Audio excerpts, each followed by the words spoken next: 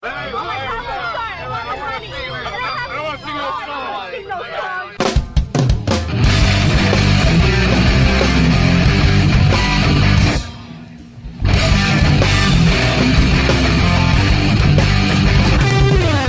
listening to the Weekly World News Podcast with Angus and Kilgore. Welcome. Today, the boys talk about Article 5 of the Constitution, healthcare and Comic-Con. It's going to be grand. Now, here's Angus and Kilgore. Do you know what Article 5 of the U.S. Constitution says? Article 5. No, read it to me. Okay, it says, the Congress, whenever 2/3 of both houses shall deem it necessary, shall propose amendments to this Constitution, or on the application of the legislatures of 2/3 of the several states, shall call a convention for proposing amendments, which in either case shall be valid to all intents and purposes as part of the Constitution. When ratified by the legislatures of 3/4 of the several states, that means all the states, but legislatures of 3/4 of the states, or by conventions in 3/4 thereof, and that's where I'm getting to this. As the one or the other mode of ratification may be proposed by the Congress, provided that no amendment which may be made prior to the year 1808, that's when the actual Constitution was ratified, shall in any manner affect the first and fourth clauses. So you can't, the first and fourth clauses in the 9th section of the first article. So you couldn't make an amendment that also no state without its consent shall be deprived of its equal suffrage in the Senate, which means you couldn't have a bunch of states get together and make an amendment to the Constitution that deprives another state of their voting rights or their senators. You know what I mean? Being two senators. Right, they can't. Yep. Their representation. And their representation. So there is right now, you know Mark Levin, right? Yeah, boy. Okay, agree with him or not, or like him or not, that's not the subject. But he's got 9 million listeners every day. Yeah. And he's calling for a convention of the states to rein in the federal government. Okay. So basically what the Fifth Amendment, or what the Fifth Article says, is if 2/3 of the states call for a convention of the states, then all of those states get together and they can amend the Constitution in any way they want. And all it requires is that even though it's 2/3 to call the convention, it takes 3/4 of the state to ratify it. To ratify it, they would have to vote for whatever this convention is intending. But if you could get 3/4 of the state who are tired of Washington getting together, they can amend the Constitution and completely sideline Congress. Congress would have no say. Not senators, not House representatives. Wow. That's state legislatures. 3/4 of the state legislatures voted the same. What is 3/4 of 50? 34. Are you sure about that? Yeah. States' rights advocates this is a little blurb that I read. States' rights advocates eye convention to bypass Congress and amend the Constitution. It is an option not exercised since before the signing of the Constitution, but it's gaining new strength and new adherence. It is the only process that is available to address what Washington is doing. Washington is not going to fix itself. While 11 state legislatures, most recently Texas, have already supported a convention of the states, that number is far short of the 34 states the Constitution requires before a convention can be called. So 34 states have to call. And then they need 38 to vote for it. But, you know, like if they got together and said that the federal government had to balance the budget, they could amend the Constitution that says they have to balance the budget. Or if they said we want state sovereignty, or states' sovereignty. They can amend the Constitution, giving sovereignty back to the states and taking that power away from the federal government. So there are ways to bypass the federal government if our individual states get too fed up with what's going on in Washington. And frankly, I think that Washington is such a shit show right now. I would like to see it. I would like to see what would happen if even just a convention got called, even if they didn't make an amendment. If a convention of states got called, and there was a convention of states, you'd find a lot of people in Washington would change their views, and they would start paying more attention to their constituents, I believe. You know what I mean? I guess I can't really disagree with that, you know? Because, you know, that's going to take power away from the DNC and the RNC. Yeah. Which I think would be a really good thing. Yeah. So if they're not controlling how representatives vote, If representatives are voting for their constituents, that takes power away from those national. Yeah. You know what I mean? The Republican National Convention. With a two-party system, basically. Oh, Even if we just got term limits out of the fucking deal. Oh, that could be a great amendment. Is term limits? Yeah, because that's something that they will never vote for themselves. Right. No, it's of course not. They would have to take something like that. We could have term limits. We could limit the salaries of senators and House representatives. Yep. We could get marijuana off the Schedule 1 list. We could do that. We could do having gun rules being returned to the states. I'm a big fan of state sovereignty, so I think that would be a great one. And I just think anything. I think as soon as you did that would be the end of it. It would crumble it. Well, it wouldn't crumble it. They would have to reform it. It would have to be reformed, and then it would take some years for it to gain back what You'd never get 3/4 of the states to do that. I don't think you would. But if you could get 2/3 to call a convention, I think that would be really cool. I'm just saying gun rights is so divisive. You need to... I'm just saying it's one of the subjects that could be broached. It would have to be pretty common. Well, something where everybody could find common ground. Well, that would have to be that gun rights each is state, not one of those. It would have to be that each state controls what the laws are concerning guns. Right. So that I'm not opposed to that. All right. Yeah. I'm not actually opposed to the government being in control of it, like the federal government, that much. I really don't think anybody's taking any guns away. Does the federal government really limit gun use? Sure, there's guns that you're not allowed to. I think the states are way stricter than the feds. New York is, but Alabama's not. All of New England. Yeah, but all your hunting states. Well, out west where it's all hunting. They don't want any restrictions. You know what I mean? Yeah. So I saw this video. This guy had there should be no restrictions on hunting guns. The biggest bolt action rifle ever made. I saw a video on it. The fucking barrel was like 4 inches in diameter. Okay, so there should be restrictions on hunting rifles.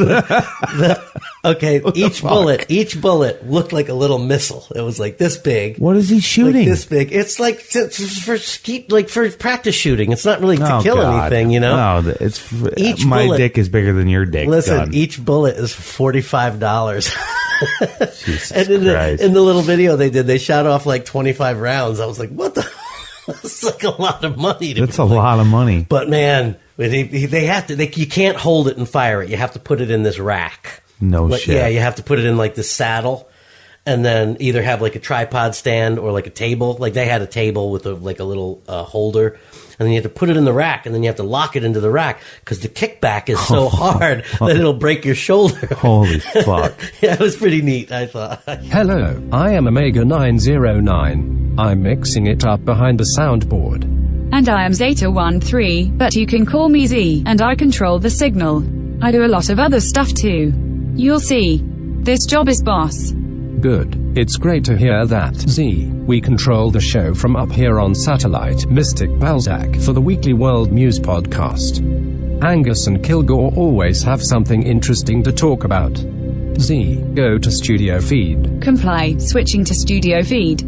But, there's all those people in those states that they don't want any gun restrictions at all. And if that's what the states want, I think that's what the states should get. However, I think like the federal government saying that we need to do like 7-year background checks or 10-year background checks, I don't have any problem with that. No. At all. I don't have any problem with that. I don't have any problem with a waiting period. No, they should wait. I have no... I'm 5-day wait. I don't even think it's that strict. It's what I don't think that's strict either. Nope. Of course, if you need a gun like right now, you shouldn't have a gun. I was just going to say, they just made me call the police. Yeah, if you go to the store and you really need a gun, guess what? But I shouldn't be able to get that gun. But I think there's, like a regular bolt action rifle that you can get at Walmart, they're like $75. Yeah. Do you get a 3-day waiting period on that, or can you just walk out of the store with a rifle? No, you got to have background check. In New York? I'm pretty sure, yeah. For a bolt action hunting rifle? I don't know. That's I don't 22. know either. Yeah, like 22. But 22s, I don't know my terminology here, but I'm pretty sure 22 ammo is what a lot of these psychos end up using. But they're all shooting guns that have magazines, right? Where you can shoot bullet after bullet after bullet. But isn't that the same ammo? It doesn't matter. A single shot bolt action. Every shot you take, you have to open it up, Right. take the old bullet out, put a new bullet in, bolt it back. I know. It's really I know. for target shooting and for hunting. Yeah. You know, so I don't know what the rules are for a 3-day wait on that. Definitely on handguns. I mean, handguns, sure. You could have a month. You know, I really think handguns. But you go down to Alabama or any of these places, man, they just right there. Well, in Just go to the store and grab one. in Louisiana, you can buy a handgun at any store. They have them in corner stores. I don't know if they've changed it since then, but I've saw it on one of those cop shows. You know, like I don't know. All right, so let's get back to this. State convention. I think would be a good thing. I'm just looking at the map, and I don't think it'll ever happen. Of red states and blue states. Yeah. Well, I just think that this. Well, So you need 34 right, states. right.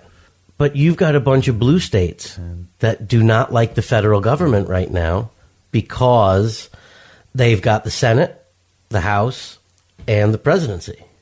Correct. So, and We I may would be able to get in. And I would say there's Vermont, there's at New least Hampshire. 1/3 of red states like Texas. They're all in for a state convention. I think because all they don't the like red the states current- would be in. I think a lot of them you would. get them all to come. Yeah, I think a lot of them would. I think there's enough states that if there was a rally for it, I think it could be mustered up. Yeah, unless know? they're all sold out too. Do you like art? Of course you do. Perhaps you need a piece for your living room, or perhaps some rad graphics for your new deck. Maybe some tattoo art. Go to Something About the Moon Creations on Facebook and check out some brilliant artwork by Kelly Brooking. It will blow your mizzle dizzle. That's facebook.com/Something About the Moon Creations. Join us at patreon.com/weeklyworldnews and help us to continue bringing you this podcast each week. Free speech and free expression are being stomped out at every turn. Together we can tell them all to fuck off. Patreon.com/weeklyworldnews. Patreon.com/weeklyworldnews. Dig deep, brothers.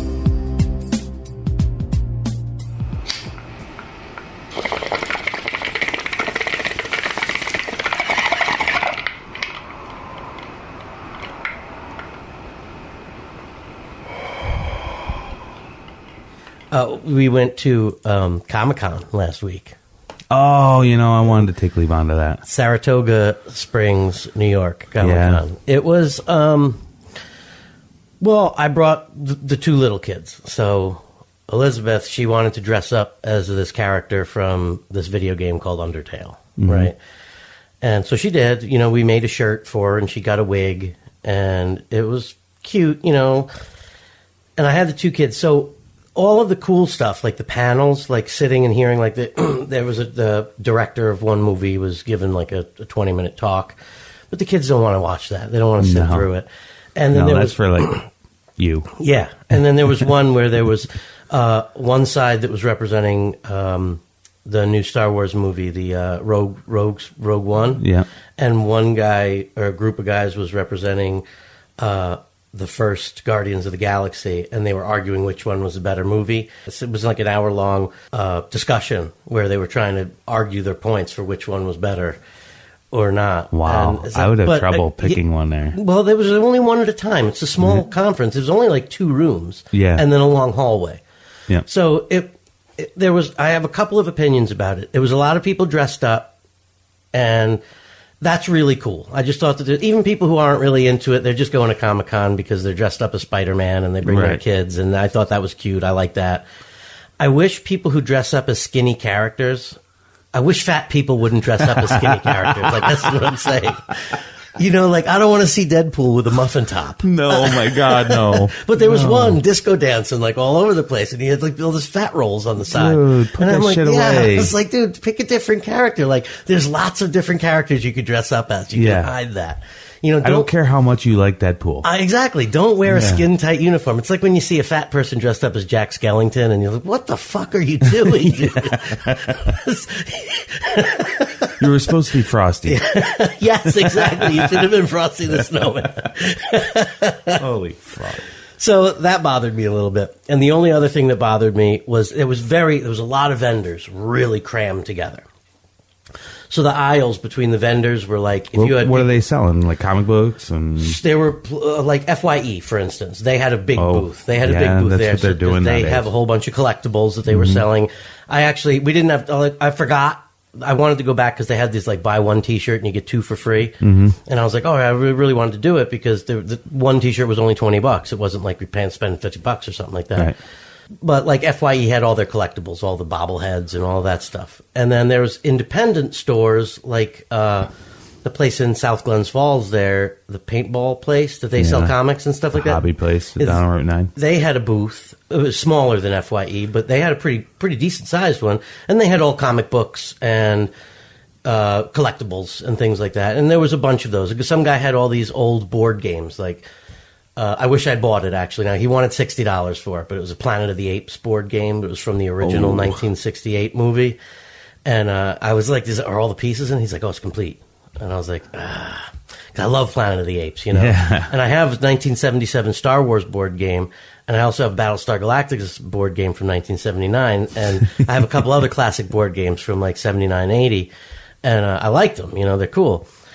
But I didn't buy it. I kind of wish I had because I brought cash with me because I expected that like Ben and Biz would want like souvenirs and stuff, right? Right. But they really didn't. They both brought like $10 each, and they both bought stuff that was like $10. So I just bought it for them and let them keep their money. You know what I mean? Yeah. Like I had planned on buying them some stuff. I wanted to get them a T-shirt, like because there were these Saratoga Comic-Con T-shirts, but they were all sold out on Saturday, and we went on Sunday, so there weren't any left. I think my buddy Joe Nubb is involved with that. Fanboys Inc. Yeah, they were there. They have a podcast. Oh, do they? And Joe Nubb, who's from Queensbury, he's the toy guy. Okay, 'cause they definitely had a booth. You don't know him, Joe O'Neill? I don't know. If I saw him, maybe I would. You I don't guys know. could talk and talk and talk and talk. Oh my God, he knows his toys, bro. There were some Crazy. There were some vendors there that I don't know why they were there. Like there was a guy selling beef jerky. All different sorts. He had like snake jerky and bear jerky. So he just goes to anybody who exactly will let him in. any. Well, you pay for the space. It's not like that's how they fund the whole thing. You know what I mean? Yeah. So there were some vendors that like didn't fit in. A few of them, but most of them did. Most of them were pretty cool. And this one lady makes. Have you ever heard of almond bark chocolate? I've had tree bark. Maybe it's tree bark then. It's tree bark chocolate. It's delicious. Yeah. You know, it's really good. But she had made like an R2-D2, like a chocolate R2-D2. Like obviously this is not her whole business, like the Comic-Con stuff. Right. Because I saw her website afterwards and she does stuff for parties and birthdays and all sorts of stuff like that. Yeah. But for Comic-Con, she made like she made a chocolate Sony PlayStation. Whoa. Which was really cool. A TARDIS police box from Doctor Who. She made it. There was a chocolate one of those. So she's got some nerd in there. Well, yeah, I mean, she knows. I mean, obviously, if you're going to have a booth at Comic-Con, it makes sense. You're going to sell more stuff if it's comic-based stuff. Right, You know what yeah. I'm saying? But what she had that was really cool, and Elizabeth bought one for her mom for Mother's Day, was, you know, in Harry Potter, how they're first going to Hogwarts, and they got he buys the chocolate frog from the cart, and he opens it up, and the chocolate frog jumps out the window, but there's like a card of a wizard in the bottom. Yeah. She had made like 50 of those. So they were really little chocolate frogs in there. And then the case, like the box that it was in was just like the one in the Harry Potter movie. She made them herself because it looked like it was printed out, like colors were printed out. Mm-hmm. And then after you take the frog out, there was a card in the bottom of a wizard. And I was like, that's so cool. You know what I mean? That like, is cool. I mean, obviously she put some work into it. You know what I mean? And I just thought the chocolate frog thing was a really good idea. I liked it a lot. That was cool. Send me her website. I want to check that out. All right. My wife and kid will love Yeah. it. All the booths were there. I got a copy of the first season of Space 1999. I don't know if you're familiar with that show, but it's a science fiction show from when I was a kid. I used to love it. It looks a lot cheesier now than it did when I was a kid. Let me tell you. Did you watch it again? Oh, yeah. I've been watching it. You know, Yeah. I've watched like 6 episodes. You know, but it's like 10 CDs for $10. That's what it was. 10 DVDs were in it for $10. Total bootleg. Like he printed up the Oh, DVDs. no shit. Oh yeah, he had all stacks of them. Not just in 1990. He had stacks of movies and TV shows and All stuff bootleg. like that. All bootleg. But a lot of it was rare stuff that you can't really find. You know what I mean? And, I mean, you can find it on eBay and like on the internet, but Right. you don't really see anybody selling it like around, you know, in any stores. So that was cool. A lot of costume, like there was a lot of booths that were selling pieces for costumes and stuff like that, which that was pretty cool. And then there was some what do you call it? There was some like cosplay people that do it for charity. So there was like a big booth of these X-Men guys that are from Quebec. Nice. And they put on these X-Men performances for like, you know, they do X-Men story performances like plays. And they just raise money and donate it to they had a charity that they worked with. So I forget what it was. It was a Canadian one. But did they do one there? No, they did a little bit of one, but I didn't see it. I only saw like the very tail end of it. Their Professor Xavier looked horrible. One of the Wolverines looked good. The other one, horrible. Yeah, it was just not really that good looking, like the characters. Well, that's kind of the cosplay, that, you know. Yeah. And then there was another cosplay group of these guys that do Star Wars costumes, and they raised money. They're local. They raise money for kids who are in danger. They're in danger when they're in their own homes. And a lot of time these kids have to leave like in the middle of the night, you know, like the mother will leave with the kid.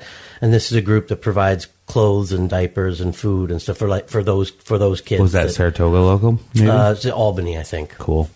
And but their costumes were phenomenal. Really? Like they looked fantastic. The one guy was a fireman, so he had access to a whole bunch of like junk pieces from the fire, from the firehouse. He was telling me about it. But they do a thing where they're all Imperial characters. There's no rebel characters at all. So what they do is they have these Nerf guns, and you shoot them. So it was like $2 for. I've sifted through thousands of those looking for Nerf guns for my child. Yeah. So they have all these Nerf guns set up. So if you donate $5, you get to shoot like 8 darts at the Imperial guys. Oh man! So that would have been worth the admission right there. Right. So that was cool, you know. And they had a big booth that was like along the back wall that was really and they're cool. Local. They're like Albany Bay. Albany, awesome, cool. And I have their cards actually in my bedroom because he makes trading cards too, and they look like professional trading cards, but they're his costumes, like he's wearing them. They're totally cool, you know, like some of the stuff he made was just fantastic. He made a Tusken Raider. He had a picture of him as a Tusken Raider, and I was like, wow, it was perfect. It was like, I couldn't tell the difference between, I wouldn't be able to tell the difference between that. My wife is wicked into that. Ollie cool. Turned her on to that steampunk. Steampunk, yeah. There's a show or a video game or something that there seem to be a lot of people dressed up as. And it was like a steampunk thing. Like this one guy had this it looked like a British colonel's hat from like the 1800s.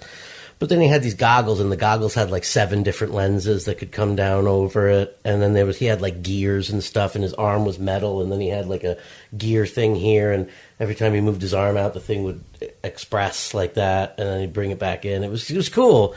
And there's a perfect example of a fat guy in a really cool costume because he fit like the character, looked like he should be like a round kind of character. And you don't know what he was from? No, I had no idea, and I never got a chance to talk to him. I did talk to some other guy who had like a rocket pack on his back, and he had like this rubber suit with almost like old school when you go diving with the diving bell, and those rubber suits where they have like the metal things around here and the metal thing around here that the head like connects to. He had a suit on like that, and he had like these rocket packs on the back. And he told me what video game it was from, but I don't remember what it was. It was nothing that sounded Fallout.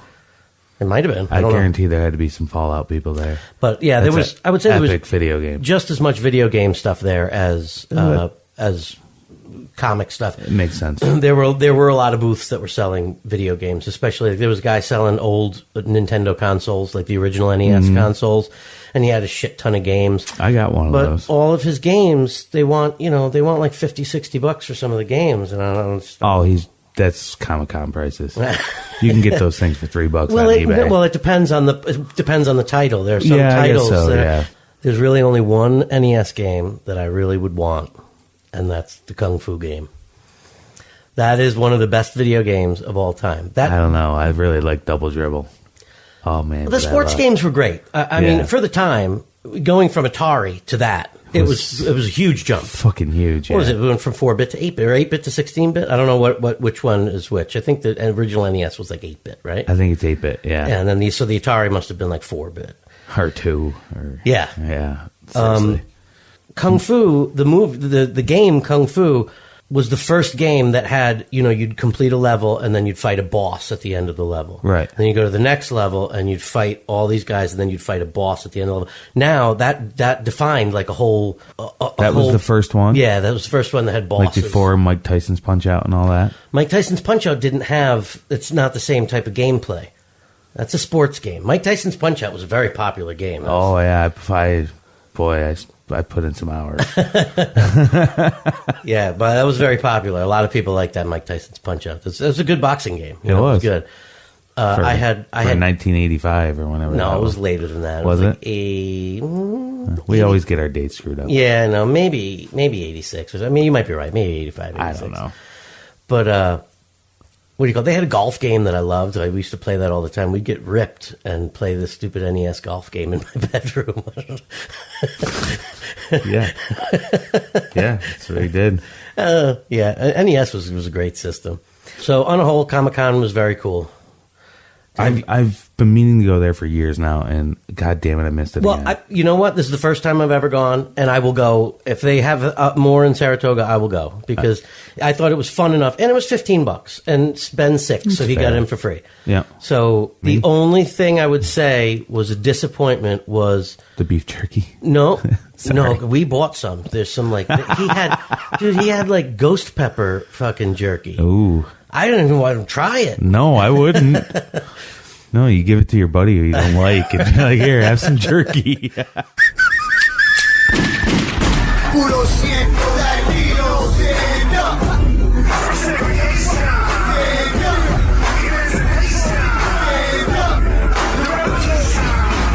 It's time for the Mexican Minute.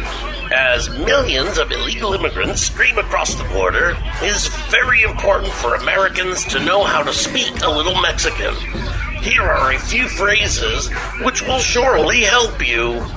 Mop up this mess. Limpiar este desorden. Mop up this mess.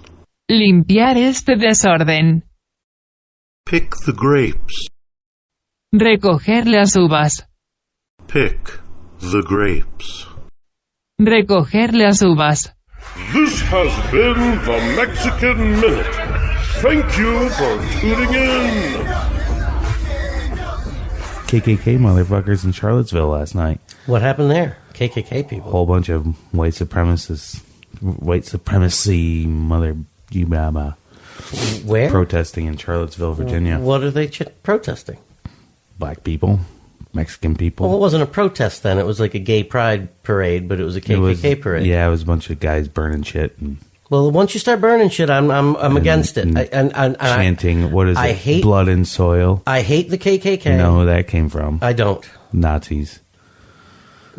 Whatever. They were chanting blood and soil, and Russia is our friend. Were they neo-Nazis or were they KKK people? Both. Well, there's a big difference. You Well, know they're what I mean? all together right now. You know, Yes. I'm a proponent of free speech, and if the KKK wants to come out and say stuff that is not inciting violence against people, that's not directly saying, let's go and kill these people or beat these people up, as long as they're just doing what they do, that's fine, because there's free speech and they're allowed to do it. Right. Neo-Nazis can do it too. Yeah. Do I think they're good? No, they're horrible people, and racism is evil, no matter what. I know.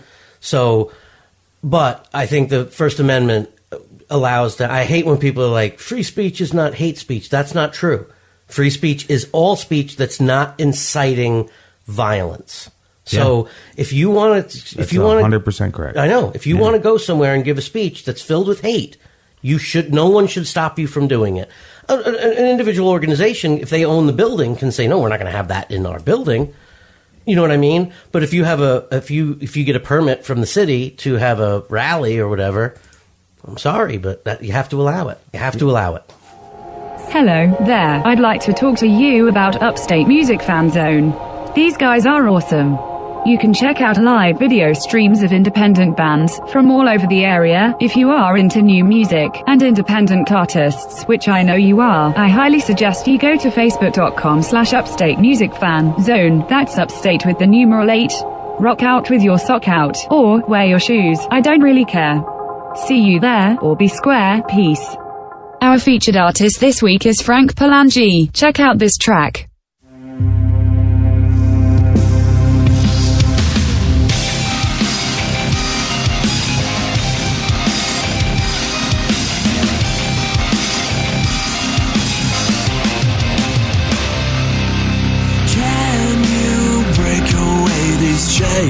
that hold you down. A skin and bone can't save the pain that's left now. Your only hope is within yourself. Now it's time to face yourself. You can break all these chains. Save yourself, it's your darkest day. Crawl towards the light and break these chains.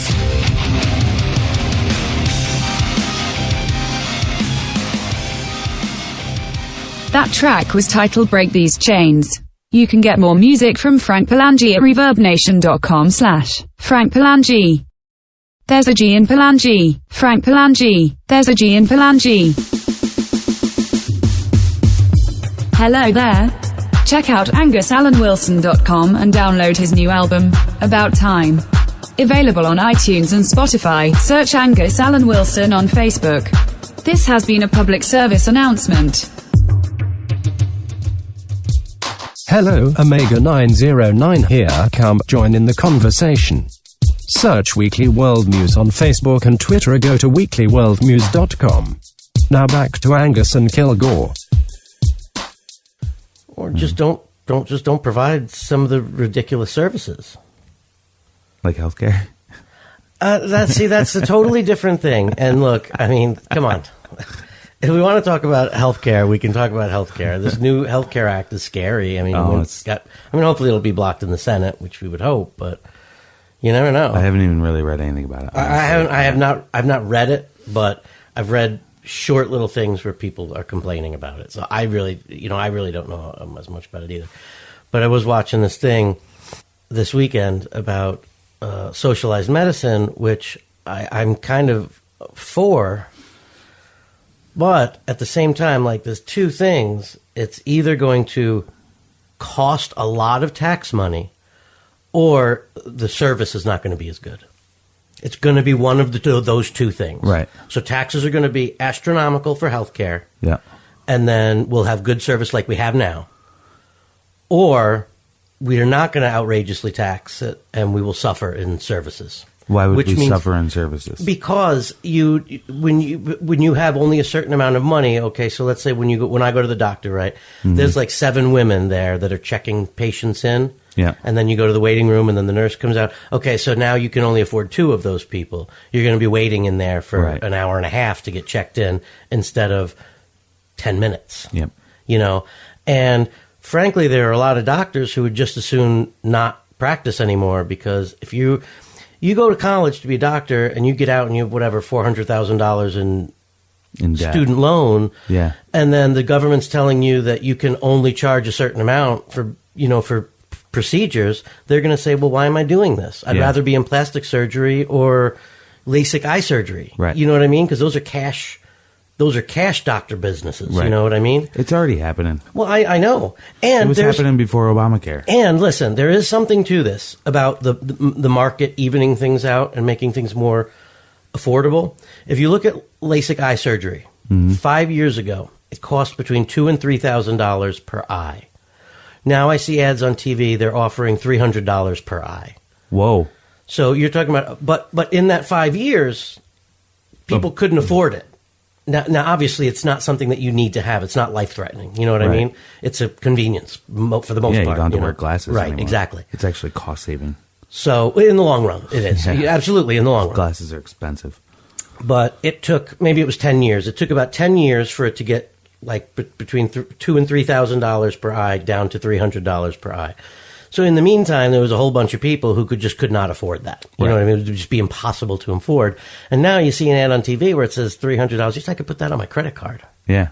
You know what I mean? Like, I could do that for my wife next week. They're offering. I see multiple ads on TV. I mean, I would say I'd have to save up, I guess, for a little bit, but it wouldn't take. That's not a lot of money. No, and there are cases. I'm assuming because of the wording, it says starting at $300. Oh yeah. I'm sure there are extreme cases that are going to be more expensive. You know what I mean? So they can fix my eyes that are good for $300. Well, no, I mean if you had let's say what is that when your eye is misshapen a little bit? They call that a It's not a cataract, but it's Neanderthal. No, that's you.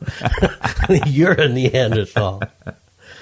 She's Is a stigmatism? yeah. Stigmatism. Yes. If you have a slight one, they could probably fix it pretty easily for $300. Right. But if you have an extreme stigmatism, I'm sure it would be more difficult to fix. So, you know what I mean?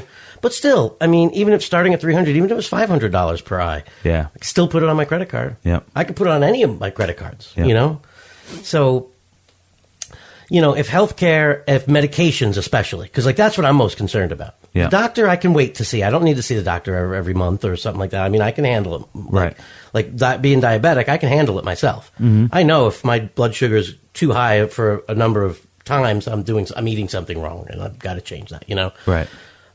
But it's the medications that cost so much money. So, like, they wouldn't approve. My insurance company wouldn't approve this insulin pen that I've been using for the last year. But this year they decided not to approve it. So I had to argue with them to get it, and they finally approved it.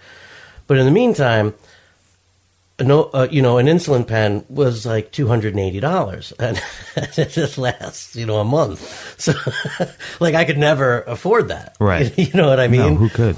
But I could afford syringes and vials of cheap insulin, because there is vials of cheap insulin. I'm not really concerned about that, because like my doctor was telling me, like what they did to tide me over was Novolog, which is the company that makes the insulin pen.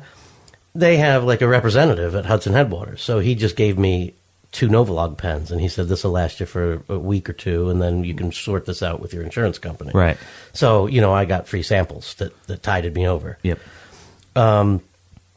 And I could use a syringe and a vial. It's just a pain in the ass. You know what I mean? You can't sit at a table in a restaurant and take insulin. You got to go in the bathroom, because you start taking syringes out and stuff like that, and people are like, whoa, what the fuck is going on here?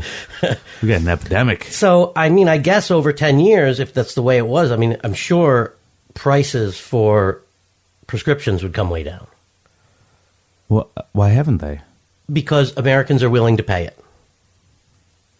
That's how all the pharmaceutical companies make all of their money in the United States, Yes, and then I they sell medication to other countries at 10% what they sell it to us. Right. We'll pay for it because we're huge consumers of pharmaceuticals. Yeah. And then we subsidize the sales of medications to other countries. So if that came down here, it might go up in some other countries. You know what I mean? Slightly, It might even out, but it would still not even. So you're comparing the competition of LASIK surgery to the competition of pharmaceuticals. Well, yeah, but we've had. I mean, I don't understand. What are these pharmaceutical companies have been here for decades? Yes, and there are some and medications. It's not changing. Well, no. If anything, it's going up. It's because we still have the same system, and Obamacare, which mandates health care, means that pharmaceutical companies can raise their prices because they know you have to buy it. You see what I'm saying? So that's why Obamacare. Whereas I know why the mandate exists, because the mandate is supposed to help pay for everybody, right. Even the healthy people help pay for the sick people, which I'm not 100% opposed to. I'm just saying, like, if you're going to a doctor and you're saying, the government's saying, well, you're a doctor and you only can charge this much for it, and you have to do these procedures, there's no way around it ethically. You have to do it, like by law, according to this new Healthcare Act. That's kind of like theft of services. That's like someone coming to you and saying, you have to cook for my family, and we're not going to pay you. You have to. Yeah. You'd be pissed if that were the case. You know what I mean? And it's basically taking money away from doctors who would normally charge a lot more. But I'm not saying that I'm not sure if that's wrong or right. I don't know. Doctors have to do that anyway, don't they? You can't deny a patient. No, you can't. Emergency service. You Right. cannot deny a patient emergency service in the United States. However, you still get charged for it. I had to claim bankruptcy 20 years ago because I had surgery on my ankle. I ended up owing $70,000. Yeah. And it was just, I was making $9 an hour back then. Yeah. I talked to my dad. He's like, well, we'll go down and talk to a lawyer. We'll just claim bankruptcy. Oh my God. Well, what else are you going to do? Really, There's nothing else you can do. That's what I was trying to think about this. Like, where is there like something in the middle that won't completely sideline doctors, but also will allow at least everybody to get a basic level of care in the country? So I think, like I said, I don't know. If there was just a basic level that they had for everyone, That was just so like right now, most people are paying what? How much a month for their health insurance? A normal health insurance per person is like $300 a month. Right. So if everybody in this country paid $300 a month, I think that would cover the cost. Yeah, but not everyone can afford $300 a month. No, I know. I couldn't afford rich 300. people would have to pay a little more. The poor people pay a little less. Well, that's what they do now. You do a sliding scale. It's the way it is now. But it's not now. The government is subsidizing it. The insurance companies. Right. But I'm saying if you make $200,000 a year, then maybe you have to pay a little more. Well, you do, because you can't get, if you make that much money, you can't get insurance through the exchange in the same way. You have to pay full price for your policy. Right. It goes by your income right now. That's the way the exchanges work. I'm saying now. Instead of the exchange, just put that into a general fund. I'm not a big fan of general funds. Yeah, because they get stolen. That money gets commandeered for other things. I don't know. Like right now, like I'm not. That's how it would have to happen. It would come out of our payroll. If we were to do away with the insurance companies. Yeah. Now you're going to have an influx of jobs because you're going to lose hundreds of thousands of jobs. Oh, they're all just paper pushers. It doesn't matter. They will find new jobs. That is true. They will find new jobs, but there will be a segment of time where you're going to have a big upswing in unemployment. And those insurance companies will find something to sell insurance for. No, that's true. They'll find it. But the health insurance companies are health insurance companies. I mean, they're not. You do away with a lot of jobs. Is basically what I'm saying. You do away with a lot of them. Something needs to be sacrificed, right? Well, I know. That's what I'm saying. So what I'm saying is, if there's just a basic level of care, and then you just paid additionally for whatever, if you wanted better health insurance. I mean, but everyone. Yeah, but then you get to the doctor's office, and the rich people are on one side, and the poor people are on the other side. Well, you could say that a doctor has to volunteer 1 day a week or 2 days a week. Not volunteer, but take, obviously a lower pay share. Pro bono. So, maybe a doctor would work at, with the walk-in medical center 2 days a week and then 3 days a week at a practice or something like that. I don't know. But again, you're making somebody do something, and I'm not sure. You know what I mean? I'm not sure I like that. And I'm not sure I like the government making people do stuff. It's really like. I really don't. I'd say, I'm just assuming here, most doctors don't become doctors to be rich. You're full of shit. No, I think full of shit. No, I think they know it's going to be a good job. They're going to get paid, but I think a lot of them. No, you don't think that? No, I think a very small amount of people want to be doctors to help people. And those people all go to Africa and India and stuff like that and actually help people. You know what I mean? Well, then they can take a pay cut. Fuck them. Straight up, fuck them. So let me ask you this. Why should an x-ray cost $200, $1,000 through an insurance company? It's literally a machine. An x-ray technician takes a picture of it and then sends it to a radiologist who actually looks at it.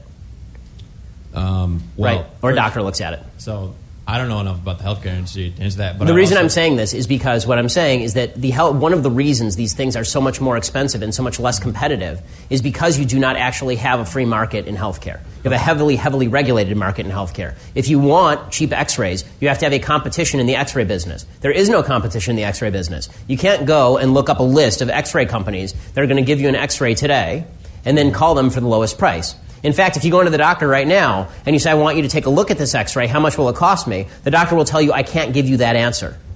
Right? The doctor will tell you, I'm going to have to talk to your insurance company, or maybe I'm going to have to run it through my system, and then I'll get back to you. Is there any other product in America where if you went into a restaurant and you said, how much is that cup of coffee? They said, drink the cup of coffee, we'll tell you later. I know we've been telling you about $6shirts.com for some time, but now they were offering a special deal for our listeners. 10 shirts for just $50. That's $5 shirts. They have a sick assortment of graphics from vintage TV shows and movies, current pop culture stuff, and much more. You have to check it out to believe it. All printed on high-quality Delta heavyweight tees. Tell them you heard about them on the Weekly World Muse podcast. That's $6shirts.com. $6shirts.com with the numeral 6. This is Helio X, the voice of the resistance. If you believe in free speech and freedom of expression, then go to patreon.com/weeklyworldmuse Help us continue to bring you this podcast each week. Avenues of expression are being snuffed out daily. We are working hard to keep the flow of information free and entertaining. Patreon.com/weeklyworldnews. Patreon.com/weeklyworldnews. This is Helio X, out. Zeta 13, full power to the transmitters. Comply. Transmitters at full power. Yeah, Family- We've talked to this. Yeah, a we family- did this the first time. A family could receive up to $14,000 a year in credits. The credits would be reduced for individuals making over $75,000 a year, and then again for families making over $150,000 a year. How about above $1 million a year? We have another level. Yeah, and then yeah. The nonpartisan Congressional Budget Office said the first version of the bill would trim the federal budget deficit considerably, but would also leave 20 million more Americans without health insurance. I'd be one of those. Yes, After a decade. as would I. Average insurance premiums would be Unless I 15. could stay on this New York plan. If New York could still afford to do what I do. Yeah. Average insurance premiums would be 15 to 20% higher in 2018 and 19, but after that they would be lower than projected under current law. So, again, remember Okay, what I so was there- saying is it takes time for like the marketplace to even stuff out and make prices come down. But in the meantime, what are people supposed to do? There has to be a stopgap in the middle to help those people maintain health insurance until the marketplace settles to a price where people can afford it. Well, And we talked another about thing- this the first time they tried this. Another the thing- tax credits, that doesn't work. People can't afford it. Well, I know, so it doesn't matter if you're getting money back at the end of the year. Right. If your health insurance is $700 a month, nobody can pay that. No, right. You're exactly right. Fucking nobody. No, you're exactly right. So that would, they say 20 million? Oh, it'd be way more. 20 million? What are you talking about? That wouldn't be on insurance anymore. Wouldn't have insurance anymore. 24 million. Wouldn't have it. It'd be way higher than Without health insurance after a decade. that. Every normal Joe household would have to drop out. Everybody. Straight up. Anybody above the poverty line that works kind of paycheck to paycheck would probably not be able to afford any health insurance at all. I couldn't. And I wouldn't consider myself poor. I did see a thing on TV. It was for prescriptions, and it's this. It's like a discount company. So you call them and you enroll with them, and it's like whatever, $15 a month. But then you get you buy you get on there and you buy your medications, and it's like normally would be $150, but now it's like $25 because you're part of this group. Yeah. And then you pay for it online, and then you print out the paperwork, or you bring your smartphone to the pharmacy. They scan it, and then they give you your medications. But you have to find ones that work with the group. What do you call it? That are the generic versions or. No. I'm talking about you have to find a pharmacy that will do it. You know what I mean? Use that group, right? So you'd probably have to. You'd have to use Walgreens or whatever. Maybe Walmart or something like Right. that would do it or something. I don't care. I've gotten prescriptions at Walmart before. I don't really care where I get medicine. Doesn't matter. No. So anyway, that's the new healthcare bill. We'll see what happens. I'm not a big fan. But see again, I'll go back to my original point. I don't know what's I can't decide what's right or wrong. Do you stick it to doctors? Do you stick it to the people? Do you stick it to doctors? But then they're not going to want to be doctors. Sure, they will. A lot of them will like I said, will choose cosmetic kind of doctoring because I'd rather have a cash business that I dealt with only rich people. Right. You know what I mean? If I was a doctor, I would definitely be a plastic surgeon. Well, I'm a cook, and that's what I look for. Yeah, exactly. Yeah. I want cash business with rich people. You hear that, rich people? And rich people, they know like the value of something. So we in the video business, right? Which I'm not really involved in anymore, but when we were doing that, my partner, when we were dealing with rich people, he would always tell me, he's like, look, these people aren't going to dicker for price. He's like, don't tell them anything, don't say anything, just say this is the price and let them think about it and they'll pay it. And they did, and they would always order the biggest package, $2,500, right? Like they didn't care. people who want the smallest package, they were calling us every week, like, "Oh, we want this change. Can you do this? We want this. Oh, we don't want to pay extra for that. Can you throw this in?" So it's like, you know what I mean? It's like I would much rather deal with people who have a lot of money because they're just easier to deal with. In my business, we obviously deal with the upper echelon or whatever, and we call those people that want the lower package the faux rich. Yeah, you know, they got some money and they do okay for themselves, but they're really not rich. They may have the lower class BMW in the garage or whatever, but they're struggling to pay that payment. Yeah. You know? No, I know. No, you want people who pay cash because you want people that are filthy rich, like someone who goes in, like someone who goes into an Acura dealership and pays cash for a car. Yeah, that's who you want to deal with. That's who I like to cook for. Somebody who goes with a suitcase full of cash and buys a house. That's who you want to work for. And I know someone who did that. Those are the cool ones too. Those are like the cool rich people. Yeah, because a buddy of mine. I and I'm not bash gonna, rich people a lot. I know you do, especially on social media and stuff. But in my business, I meet a lot of very, very cool rich people who actually care about the world. No, I know there are. They donate to us. They're very charitable, philanthropic. Philanthropic. Thank you. And they're very cool. But I do bash rich people quite a bit on social media. And but most of the ones I meet are pretty cool. Yeah, no, they are. I mean, I'll finish this off by saying there needs to be a switch in the thinking process because we keep calling these things health insurance companies, and they're not anymore. You can't. Healthcare is not health insurance. Right. You know what I mean? Yeah. Health insurance is like when something happens, an accident, and there's money there to pay for it. Right. Healthcare needs constant funding. Right. You know what I mean? So there's the difference, I would say. And if we could all agree on where one stops and the other starts, then maybe we could actually find something in the middle that doesn't stick it to anybody. We pay higher taxes, no question, for sure. But it wouldn't really stick it to any one single group any more than any others. Right. You know. So that's that. Okay.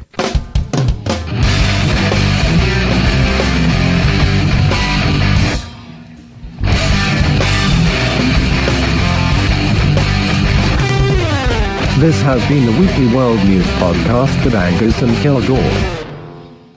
Go to Weekly World News on Facebook for more information. We hope you have enjoyed yourself. Good day.